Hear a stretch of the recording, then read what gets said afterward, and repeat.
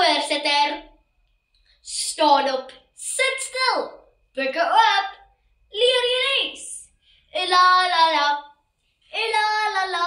so sing ek en mama die Afrikaanse liedjie, rondom talie draai, jy Yuri Els. Thomas en Here, my bene het meer energie as 'n dierestallasie. Hoe op aarde verwag mens my om stil te sit in die klas elke dag? Ek stel aan dat dierestallasies soos ek gereeld beweging nodig het om te funksioneer in die skool. Ek het 2 snaakse, maar baie voorredes hoekom kinders moet beweeg. Eerstens help beweging kinders om slimmer te word. My ma lees in Rooirose, 8 Julie 2024, Dr. John Ratcliffe, mediese navorsers sê dat aktiewe kinders slimmer kinders is. Dr. John Ratcliffe sê, as jy rondhardloop en speel, begin jou brein wat soos 'n Ferrari.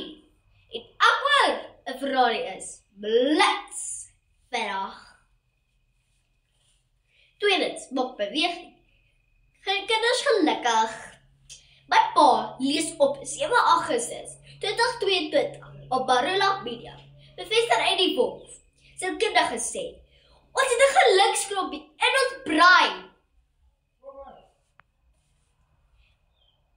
En beweging druk daardie knoppie.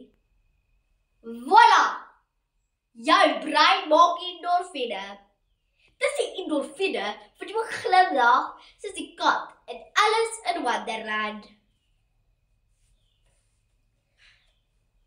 Derdens glo ek dat elke 1 of 2 periodes met dierestallasies soos ek kans gegee word om gou 'n paar waarhede te doen of om te hardloop op die plek.